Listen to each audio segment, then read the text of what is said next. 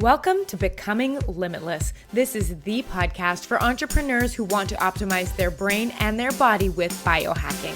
I'm going to teach you how to eliminate brain fog and upgrade your health so you can have more productivity, energy, and growth in your business. I'm your host, Tanessa Shears. Let's jump in. Welcome back to the podcast. I hope you're having a great week so far. At the time of this recording, which is in early August, I have been obsessed with this idea of cultivating a new hobby. You know those times when you just are like, you know what? I definitely spend my time at work working, and then I'm with my family.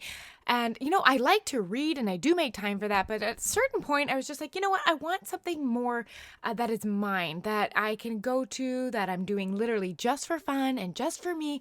And I became obsessed with this idea of a hobby. And now, of course, after thinking about it for a while, I was thinking of two things. I'm like, one, I think photography would be interesting. And my husband, as a wedding videographer, he already has a lot of the gear. And I was like, cool. But then the other thing, I was like, maybe I want to garden. Ooh, that sounds fun because it really ties into everything I love, which is, whole food living and, eating organic and stuff like that. And I thought this would be a really cool thing as well to teach my daughter. So she's 18 months old right now already. And I really want her to understand how we grow our food and taking care of something and, being invested in the way that we eat, because we feed her a very strict whole food diet where she gets plenty of healthy fats and carbohydrates and protein. And so I'd love her to really experience growing the vegetables herself in addition to eating them. So gardening is what we're doing. So I ordered my raised garden bed. I went to a store here in Vancouver called, Amsterdam Greenhouse. And I bought my plants and I brought my seeds and I'm going to do some microgreens and sprouting. And I bought some dirt. And I'm just so excited that this is the hobby that I'm going to take with me through the rest of summer and fall season. So this just might be a fun little side note. If you think that you're missing, some me time and some things that you truly enjoy in your life, it is never too late to start a new hobby. So that's kind of what's going on with me today. But what we're going to be talking about is today's episode is all about what I eat in a day. Now, I'm going to tell you, when I was a full-time personal trainer, so I started personal training back in probably about 2010, and I was full-time with clients all the time, and I eventually opened my own personal training business in 2014. And I used to be obsessed with all of the fitness channels that were on YouTube at the time.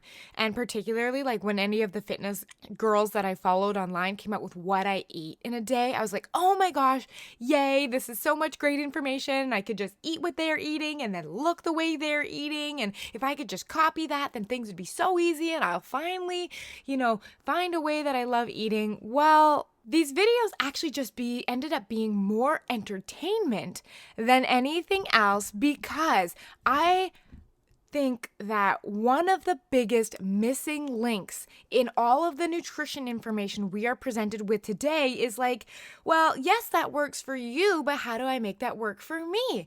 And I can't tell you how many clients I have taken on over the last, 5 or 6 years that have come to me in a place where their personal trainer gave them a diet, or they downloaded something off the internet, or their friend shared something with them and it's not working with them. And I always compare following a diet plan to playing guitar. Now, hear me out on this. Let's say you don't play guitar. First of all, if you do, just pretend you don't. So if I gave you a guitar one day and told you, play me a song, you'd probably be like, I don't know how, right? So what is missing is all of the progressions. Why do you put your hands here? What happens when you do this? Well, what happens if I do, this over here? And it's practicing sequential steps and understanding how it works so you could put chords together, so you could put music together, right? Well, diet plans are the same way. I always think it's imperative that my clients understand why certain foods are chosen and What do I do if I go to a restaurant? If I still want to follow the structure, how do I choose something else in place? Or like if I run out of a certain ingredient, what is a simple swap I could make? And I find that this is a skill that most people miss out on, is that they don't know why they're eating what they're eating. They just think it's healthy because someone else ate it. So when they're in a position where they can't make that exact choice, they end up just saying, well, it's okay, whatever. I'll just skip this meal. I'll start next week. It's fine. It doesn't matter. And we start giving all these excuses to ourselves, right? So if you tuned into this episode, and I say this with love, if you tuned into this episode to get a perfect plan that you could literally go to the grocery store, buy, and implement tomorrow, this might be why you are still struggling with eating well. Now, hear me out. I am going to tell you exactly what I eat in a week. I am going to give you that because that is important. But more than that, I am going to tell you my thinking behind each choice so that you can be like, oh, that makes sense why she eats that for breakfast. That makes sense why she does that. And that way, when you are actually creating your own meal plan, even if you take inspiration from mine, it is not meant to be like, here's what I'm eating, you should eat this too. It's here's what I'm eating and here's why I'm eating it. Now, adapt this for your life, because if I eat a food, for example, if I eat eggs and you're allergic to eggs, that's not going to work. But if you understand why I chose a food like eggs, it makes it really easy to swap out. And I think it is this critical thinking skill that is going to really help you understand food, why you're eating it, why it's benefiting you, and when it's not. So that is what I want to say at the start of this episode. I'm going to tell you what I'm going to eat, but the most important thing I want you to start getting out of this is why I am eating it. So before we begin, I think it's important that you know these 6 very strong beliefs that I have about food. Knowing these beliefs is important because it is going to help you understand why I choose the foods I do and why I think about food the way that I do. I honestly think it is these beliefs that I have and ways of looking at the world that make healthy eating easy and being consistent even easier. Now, I'm not saying that you have to adopt my way of thinking about food. I want you to consider this. I am going to present to you some ideas which you might love and some which you might not love. I want you to critically take the thoughts I have that you like and apply them and then disregard the rest. They are just different ways of looking at food that have served me very well. Belief number 1 is that food is for fuel and not entertainment. So having experienced this myself and worked with clients, sometimes we choose food because it's good or it's yummy or it's fun or it's what we eat when we do birthdays or what we eat when we do family dinners, right? Like, oh, we like going out for dinner and having, all this decadent food and I end up with a stomach ache and feeling poor the next day. No. In my personal opinion, food's job is to take care of the cells in my body. It is to provide nutrition so that it works properly, that my brain is clear, that I can show up and feel present and amazing. I get my entertainment elsewhere in my life, meaning I don't rely on food to make me happy or to make happiness, to make situations better. So for example, if I go out for food, or, dinner with family, I'm going out to spend time with family, not because the food is good or tasty, you know what I mean? So that's why I'm totally fine choosing healthy choices a lot of the time. Now, this is not to say that I don't choose unhealthy choices. I am going to talk about that later. But I really want you to understand that in my view, I get the joy in my life and entertainment from sources outside of food. This makes food's job easy. It is for fuel. It is not its job to make me happy, to make me entertained, to stop me from feeling bored. Food is fuel. Belief number 2 that I have. Food is not boring. I hear this a lot, like healthy eating is boring. You eat like a rabbit. Salads are boring. Food is boring. You eat the same thing all the time. Isn't that boring? It's not food's job to entertain me. It's food didn't sign up with the responsibility of making me happy and making sure that my brain was entertained. This is why I don't mind eating similar things day after day. Different varieties of salads, different varieties of Buddha bowls, different varieties of eggs. You know what I mean? This is why I don't mind, because it's not food that's boring. It's literally my thinking about it that it should be different all the time and food should be entertaining. I'm totally okay with it being boring because, again, we go back to belief number 1, food is not entertainment. It's fuel. Belief number 3, it doesn't have to taste amazing for me to eat it. Now, this is not saying I eat foods I don't like. This means that I eat foods that aren't my favorite, and that's okay. Here's a really good example. If you've ever worked with me, you know that I have a love-hate relationship with avocados. I don't love them. I don't hate them either. They're okay. The taste, it bugs me. I'm not going to lie. It's kind of a weird mushiness. I don't love it.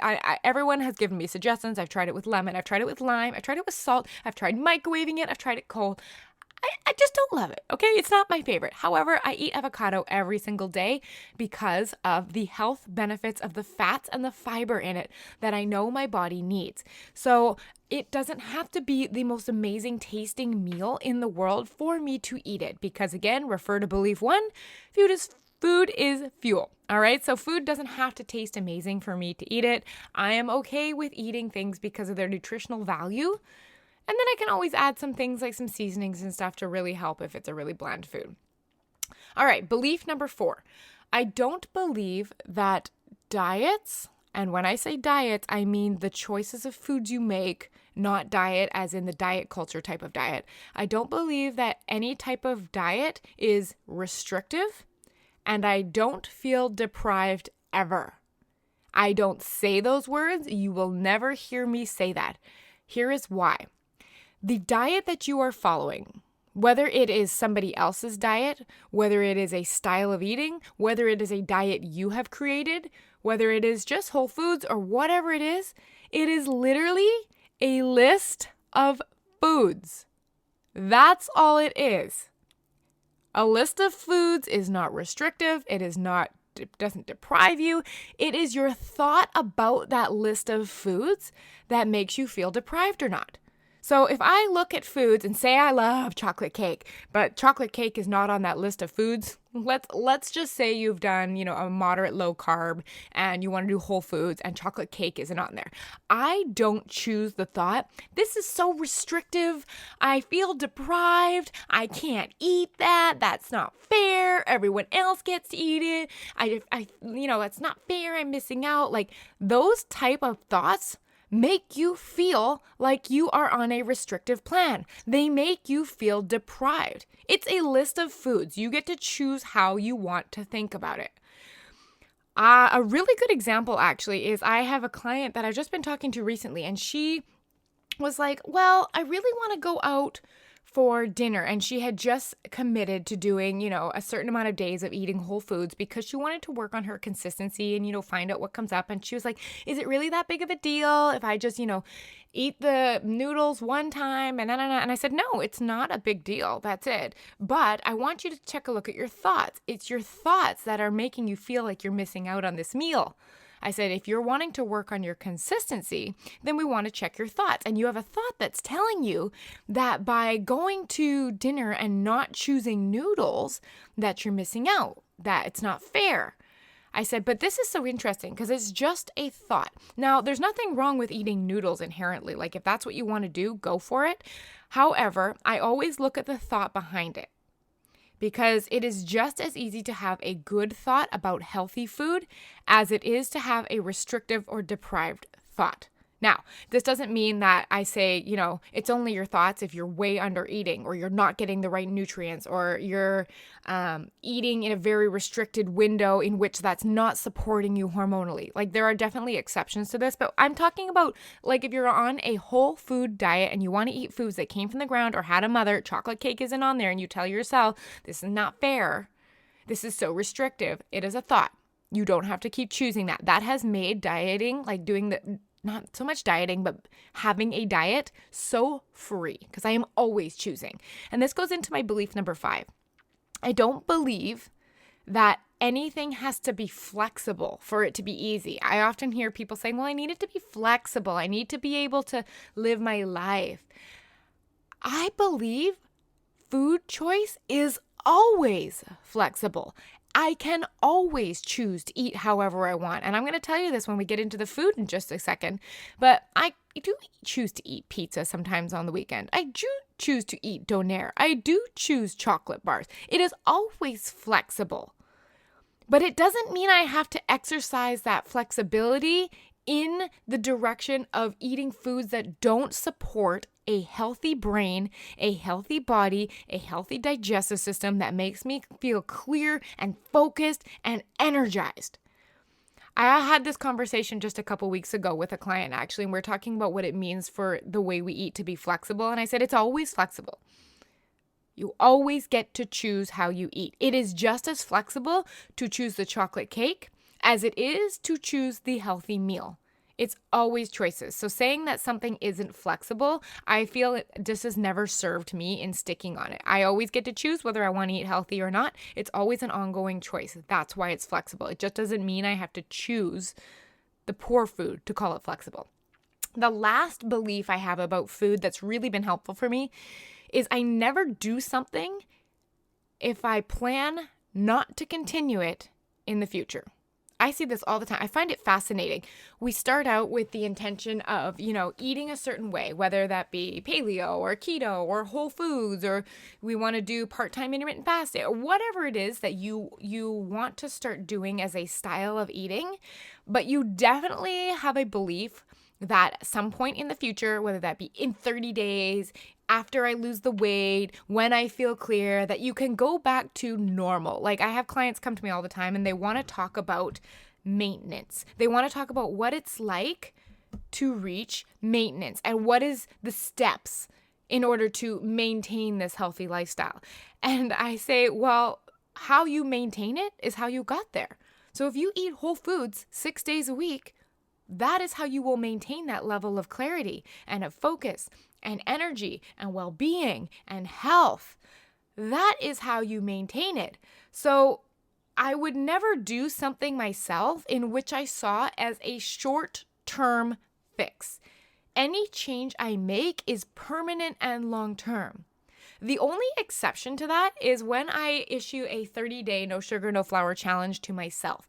The reason for that is because sometimes I see perhaps I've eaten sugar and flour a little more often than I would like, and I'm noticing cravings coming up because I always want to be in charge of my choices when it comes to food. I want to choose if I eat a chocolate bar or I want to choose if I eat a salad. I don't want to just choose the chocolate bar because I'm craving it in the moment and I can't control myself. So I often find that just means I need to do a little bit of a reset. So what I'll do, and you've heard me talk about this before, is I will do 30 days of no sugar and no flour. And what that'll do is it'll really help me reset my hormones. It'll help me reset my palate. It'll help me reset my cravings. And then I find I'm back in a place where I can choose. I'm still doing 5-6 days a week of no sugar, no flour anyway. So it's not that it is something I plan not to do to maintain that. It's almost a check and a balance for me. So if you are listening to this and thinking, oh yeah, well, I just, want to do this until my energy's a bit better, or I want to do this so I can lose 10 pounds and then I'm just going to go back to eating normal. Well, how you got to where you are now is by eating what you consider normal. So there needs to be a new normal. So those are my beliefs about food. And this just kind of gives you an insight to how I think about food that has served me so well and has made eating healthy really consistent. And it's what I work on with my clients over and over again. I talk to them about what their thoughts are about food, because it's one thing to just, decide to eat whole foods. It's another thing to try to stick to it. We all know that consistency is the hardest part, hands down. So a lot of my work is spent understanding, okay, what is it that's making this hard? Is it a thought that you feel restrictive? Is it a thought that, this is hard, or that there is a maintenance down the road, or that things can go back to normal? The real solution comes down to understanding that no two people's style of eating are the same, because we are all different people. And what it takes is a commitment to figuring it out, a commitment to testing over and over again. What strategies work, what strategies don't. Recording the data, making decisions for yourself based on how you feel, based on how your brain performs, and not just how we look or want to look in 3 months from now. Like I said, it's about understanding how your thinking works about food more than exactly what you're eating, because we can all download a diet off the internet, but why doesn't it work? It's our thinking.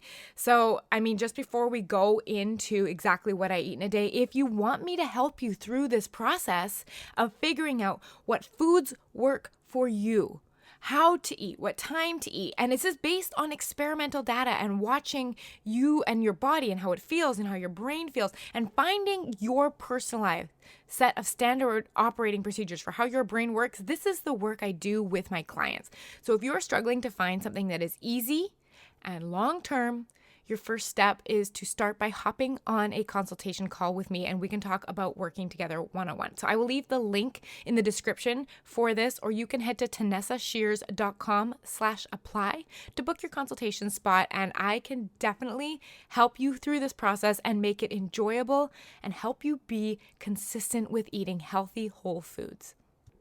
So let's jump into talking about what I eat in a day. So my first meal of the day, like most people's, is breakfast. And I either have breakfast at 6 a.m. or 9 a.m. And I'm going to explain that when I get to the why. For breakfast, on the majority of days of week 1 and 2 in my cycle, so if you think of day 1 as the first day of your period, for 2 weeks, I generally eat 3 eggs that are scrambled with half an avocado every single morning. Now, if you don't have an active menstrual cycle, you can just disregard that part in understanding the why, but I think it's important for me to explain where my thinking is around this. So after those first 2 weeks, I actually bump up the volume of my breakfast. So not only do I eat my 3 scrambled eggs and half an avocado in the morning, but I actually start including oatmeal. So I include a 1/3 cup of dry oatmeal with a tablespoon of chia seeds, a tablespoon of ground flax seeds that are stored in the freezer to help them stay better, the fats more integrity longer. And then I put in about a cup of mixed organic berries. If I add water some weeks, that is what I'll do to kind of, moisten up the oatmeal a little bit. And sometimes I'll just add almond milk. So I will switch it up. So on weeks 1 and 2 of my cycle, when I'm just eating the eggs and the avocado, I'll usually eat it around 9 a.m. because that's when my daughter starts having breakfast. On weeks 3 and 4, when I'm adding the oatmeal in, I'll actually eat my breakfast at 6 a.m. if possible. Well, why is that? Well, because during weeks 1 and 2 of my cycle, there's actually a natural appetite suppression that happens, and your body actually burns less calories. This means that I am less hungry, so I don't need as much fuel in the morning. The other fascinating thing is that during this first 2 weeks, my blood sugar is a lot more stable, so I don't need any type of slow digesting carbs to help with that. And I end up leaving most of my carbs for the afternoon or evening during the first 2 weeks. During weeks 3 and 4 of my cycle, what ends up happening is that there is a natural appetite increase that happens, and you burn slightly more calories every single day. But this also means that my blood sugar is a lot less stable. So I like to incorporate that slow digesting oatmeal in the morning, along with the fats and the proteins and everything like that, to slow down the absorption of that carbohydrate glucose molecule so that it can help stabilize my blood sugar. I often find that when I wake up during these 2 weeks, I am so hungry in the morning. But when you recognize that that is a normal physiological process that your body goes through, it's really easy to be like, oh, of course, I'll just add a bit more food. So another thing that happens in week 3 and 4 is the body naturally produces a bit more cortisol. Now, this is for 2 reasons why I change up my breakfast. Number 1 is that carbohydrate kind of helps mitigate a little bit of that cortisol boost that happens in the morning. And I don't want to be feeling all cortisol-y because it can leave me in fight or flight. And I notice it is easier for me to feel anxious in the second 2 weeks. The other thing is when cortisol is higher in the body, this is not the ideal situation for intermittent fasting. One of the contraindications of intermittent fasting is actually if you are a highly stressed individual or if your body is under stress. Notice I didn't say if you think you're stressed. It's if your body is under stress. And sometimes the only way you can tell that is either by doing a cortisol test, or you can also measure your heart rate variability on some of our watches and devices and stuff like that. So this is why I actually expand my eating window. So I will eat at 6 a.m. during these last 2 weeks to make sure that my body is in a very healthy, low cortisol place that is having stable blood sugar. And during the first 2 weeks, I'll actually eat at 9 a.m. So it's a little bit more of an intermittent fasting style protocol, and I cycle it in and out. But these are not hard and fast rules. This is always how I am thinking, is how is my body feeling? What does my body need right now? So I base it on science and then also do a self-reflection and look in to see how I'm feeling in that moment. So as far as food choices, that gives you a little bit of an idea of why the carbs make an introduction into my morning. But beyond that, when I'm looking at the eggs and the avocado, what I'm looking at there is my source of protein happening in the morning? And it is from the eggs. And the half of an avocado complements the type of fat that's in the eggs very nicely, making sure I get a high fat, protein-filled breakfast. So this is great because it really helps me stay full. It makes sure I start my day off with brain-boosting healthy fats and healthy foods. And then as far as when I add the oatmeal in, I get the carbohydrate from the oatmeal, and the chia and flax seeds have the healthy fats in there. The mixed organic berries are full of antioxidants and fiber and all of these things that really just help set my body up. So if I was looking to swap out something on this day, that's what I'm looking at. I'm like, okay, where is my protein? Did I get a fat in the morning? Yes. Okay. Now, did I get a slow digesting carb when I needed to? And are there fats and proteins in that meal as well? So the reason I really enjoy eating fat and protein with my carbohydrates is because fat and protein actually stimulate a hormone called CCK, or cholecystokinin, that happens in the small intestine, and it slows down transit of food. So food moves slower through your digestive tract. And this is a good thing because it means that the glucose is absorbed slower. So we don't get a massive glucose upswing and a blood sugar upswing, and then we don't get a crash afterwards. So I'm always thinking about, what am I eating together? So one of my rules of thumb is I never eat carbs alone. The reason for that, like I said, is they get absorbed faster, and it is a massive blood sugar upswing, which usually is followed by a crash. So try to include a protein or a fat source when eating your carbohydrates. And I think that's one of the biggest things that's wrong with most breakfasts. And I know, like I literally just did a couple of episodes ago, 6 delicious, no sugar, no flour breakfasts. It is so important because most traditional breakfasts are massive carb bombs. Think cereal, think muffins, think bagels, think toast. We need to make sure that we are combining our carbohydrates in the morning with healthy fats or healthy protein or a little bit of both. So that is breakfast. Now, lunch, I usually have 12 or 1 p.m. This is pretty much because this is when I take my breaks during my workday. It is also when I notice I'm starting to get hungry. So my lunch is pretty dang standard, just like my breakfast. For lunch, I will have a very large salad, and I'm talking about large to the point where it takes me half an hour to eat it. So I have to make sure I block off time for that because I can't be doing calls or be with clients while I'm eating this massive salad.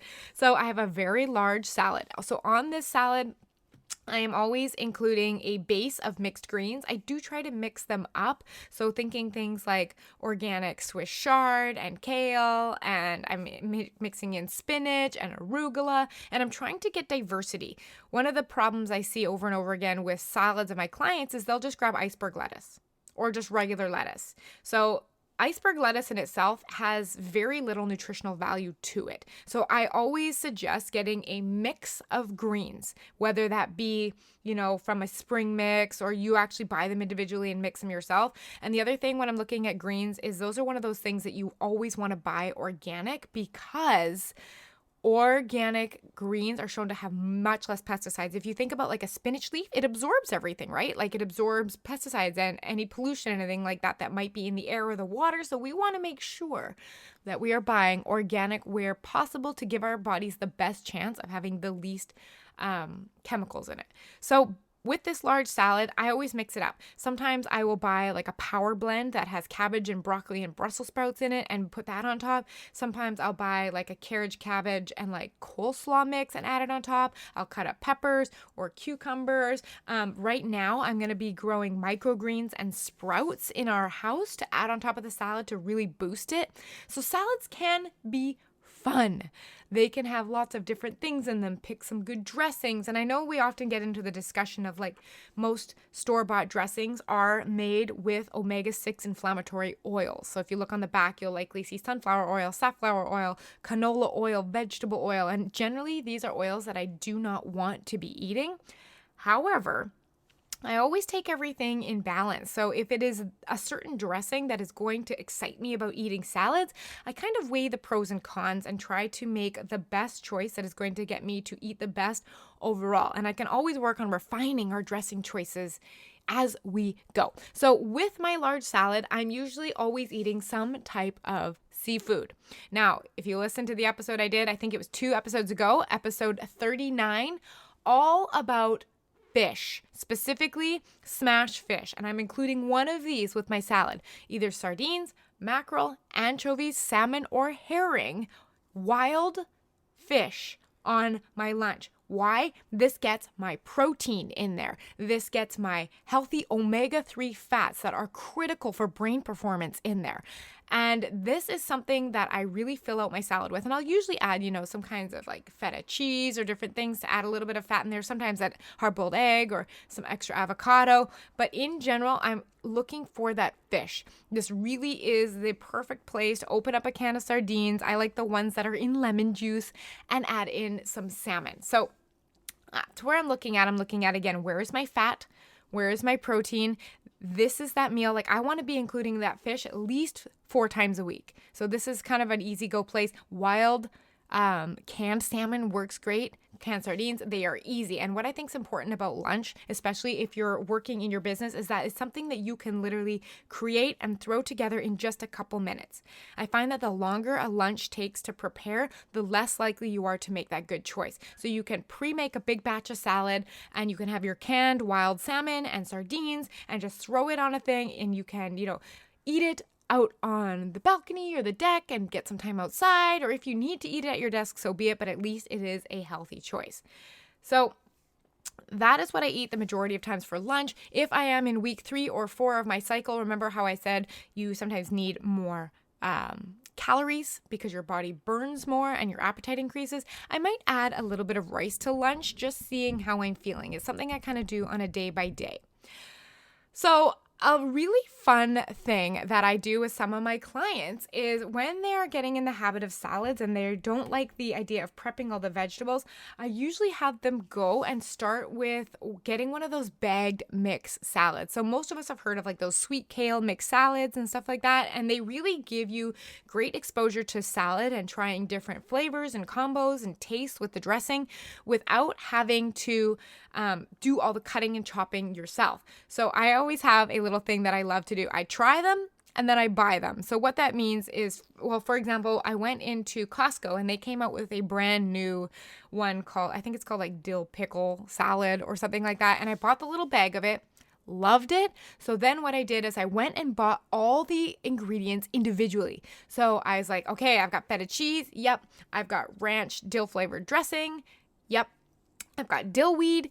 Yep. I've got my greens. Yep. And I went through, and the nice thing is because I'm not buying it in the bag, I have the choice to make healthier choices. So I will buy my greens organic. I find usually in a lot of those salad mix bags, the greens aren't organic. So that's why I kind of like to buy it all separately. And it makes it really easy to buy all the greens and everything like that all on its own. And I often find it's a lot cheaper than buying the bag salads. So at the end of the day, it really comes down to what you are more likely to consistently implement. So when you're looking at salads, be creative. Go on Pinterest, look up salads, look up Buddha bowls, get some different options, grow some vegetables if you want. Like these are all fun ways to include a ton of different vegetables at lunch.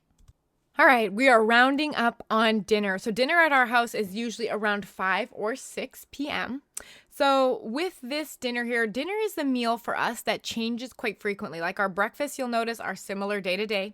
Our lunches are similar day to day, and that's because of ease. We don't have a lot of time in the morning or at lunch to be preparing different meals all the time, so we just keep it really straightforward. But dinner is the one where we add a little bit of variety in. But again, when I say a little bit of variety, it's not crazy different, and we do bulk prep for 3 or 4 days in a row. So, I mean, we get a little bit of variety every week, but like I said, not the priority. It's eating well and making sure that my family is fed all the nutrients they need. So as far as dinner, what that might look like is we might eat, chicken thighs and side vegetables. So the side vegetables at night are where we really get to add in some variety. So a good option there, we do like asparagus when it's in season, Brussels sprouts, carrots, green beans. Sometimes we'll buy those frozen vegetable mixes if it's like in the middle of winter and there's not a lot of stuff in season right now. So that's a really good option. Taco salad is another one that we really love. So what we'll do is we will get some ground meat and season it, add a little bit of cheese, peppers, some corn kernels, sometimes black beans. We might mix in some greens. I really like to kind of make them into big warm salads. So dinner is usually a warm meal for me. That's really only out of personal preference. There's no actual reason for that, but that's what it usually is. So if I look at my plate, there is a protein source and there is a ton of different vegetables, and sometimes I will add in a carbohydrate. Actually, usually I'll add in a carbohydrate. And what that'll look like, that'll either look like sweet potatoes or rice for the most part. We have experimented with some other grains, but I find that my stomach is sensitive to some of them. So quinoa, for example, it's hit or miss. I'm missing it right now on purpose because I don't find it's agreeing with me. I find that is always just a personal choice and seeing how your body feels. So if you look at the why behind my dinner when I'm choosing it, I find that dinner is my chance for vegetable variety, because my salads, while you can put a lot in salads, I find that you can be a lot more creative with trying some different things. So this is sometimes where we'll cook up some bok choy, asparagus, Brussels sprouts. Like I said, these are all different things. Sometimes we'll mix them together. Sometimes we'll pressure cook them. Sometimes we'll steam them in our steamer. This is just a good chance to make sure that you are getting variety. Another mistake that I see in client meal plans all the time is they eat the same vegetables over and over. So every vegetable has different micronutrients, vitamins, and minerals in it. And a lot of that actually depends on the color of the vegetables. So when you're looking at your plate, not only do you want variety of vegetables, but you want variety in color. And this is a beautiful place. So maybe you'll do some purple cabbage at dinner, or you'll do some purple carrots when you've usually done orange, or you'll add in some tomatoes, or there's all kinds of different ways you could change it up. And I find that dinner is how I do that. And like I said, if I do a carb meal, it's dinner. This is usually at dinner because it helps with serotonin production at night. And serotonin is a precursor to melatonin, which is a hormone that actually helps you sleep very well. So if I am doing a 1 carb meal day, I do like to put it at dinner because, like I said, it does help me sleep better. So if I'm looking at carb choices, I do like to choose no flour options. So good options, like I said, are, you have rice, you have quinoa, you have sweet potatoes, you have amaranth, millet, teff, sorghum, buckwheat works really well. There's a lot of grains that you can experiment with that are wonderful in place of, pasta and flour-based carb meals. The other thing I think about when I'm planning dinner is I want to make sure it is far enough from bedtime. So if you eat within 3 hours before bed, what happens is your heart rate needs to stay elevated as you digest your food, and this actually can disrupt the quality and restorative nature of your sleep. So what I usually recommend is make sure that your dinner is finishing at least 3 hours before bed. So I'm usually sleeping by 9, so I like to finish by 6. But on the same note, I've noticed personally for me, if I finish closer to 4 hours before bed, I feel like I have a lot more of a restful sleep and I'm not tossing and turning so much. So experimenting with your dinner time. Now, this doesn't mean sometimes I don't eat dinner at 7:30 just because that is the nature of how the day went. This is just what I do the majority of the time. So if I have dinner at 5 or 6, you'll notice that this is either a 12-hour window if I'm starting my breakfast at 6 a.m. or a 9-hour eating window if I'm starting my breakfast at 9 a.m. And it really comes down to where I am in my cycle. It is not arbitrary. I'm not just doing this on a day-by-day basis. Same thing with carbs. I'm always basing it back to where my body is hormonally. How can I support that so that my body is performing great and I feel healthy and I'm aligned, right? I don't choose things arbitrarily. It is all intentional. Now, the last thing I want to say before I jump off is, do I eat sugar and flour all the time? Or do I eat no sugar, no flour all the time, rather? The answer is no. On weekends, I usually enjoy a treat. And one of the things I'm really obsessed with right now is orange flavored chocolate bars or Bridge Mix, funny enough. Those are my favorites right now. And I mean, sometimes we'll grab a pizza. We grabbed Donair the other day. But I gotta tell you, whenever we make those choices, I always feel it. I always either get a bit of a stomach ache, or I'm a little more tired the next day, or I notice my energy drops off, or bowel movements will change. All of these things happen when you eat whole foods. Your body definitely notices when you put processed foods back in. So how I compensate for this is I am very smart about when I eat it. So I know that my body tolerates a small amount of that stuff well, but I still feel it. So what I know for that is I don't want to eat those foods on days where I want to feel my best, which are days I'm working with clients. I have a lot to get done. I want to be productive. I want to be present with my family, and I want to feel my best. So I don't eat sugar and flour foods on my work days when I need my brain performing at its best. What this looks like for us is if we do have, chocolate or pizza or something like that, I will actually have it on a Saturday or a Sunday. And specifically not a Sunday night, because I really want to feel good for Monday morning. So that is one of the things, is when you're always observing your body and how you feel, you can make choices on what works best for you, not about being impulsive in the moment. And at the end of the day, we're always getting back on track. And it's never hard to go back to eating no sugar, no flour Monday to Friday, because it's who I am. I embody that. And I don't just like the idea of eating whole foods, or I don't just talk about it on the podcast. I embody it. I eat, sleep, and breathe whole foods and recipes and finding what works better for me. And now I'm wanting to grow my own organic veggies, right? And we don't need to do all of these steps to embody it, but it is who I am. And it is how I live my life that makes it so easy to get back on track. So I hope that has been a super helpful episode for you, taking a peek into my menu of what I eat every single day, but not just what I eat, why I eat it, because it is so important to be able to think critically and make alternate choices when the original choices we wanted aren't available, and being able to see that. And like I said, if you need help figuring out how to do this yourself, click the link or go to tanessashears.com/apply and let's sit down and talk about it together. This is something that will definitely transform the way you feel about your body and you feel about food. And it is just such a freeing way to live when you have full confidence that even if you have a treat on the weekend, you can evaluate how it makes you feel. And you know that getting back on track is just the simplest thing in the world. It's a very freeing thing to know that about food. And I always believe that food freedom is not eating well all the time. It's not having to think about eating well all the time, because it's just who you are, and you can open up that brain space to go and think about something else, maybe like your business. So I hope that's been a great episode for you guys. I would love if you let me know, what do you eat in a day?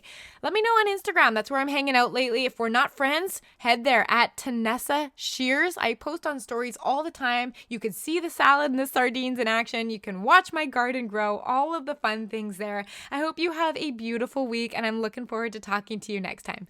Bye. Ready to begin each day feeling energized and focused? I'd love to work with you one-on-one.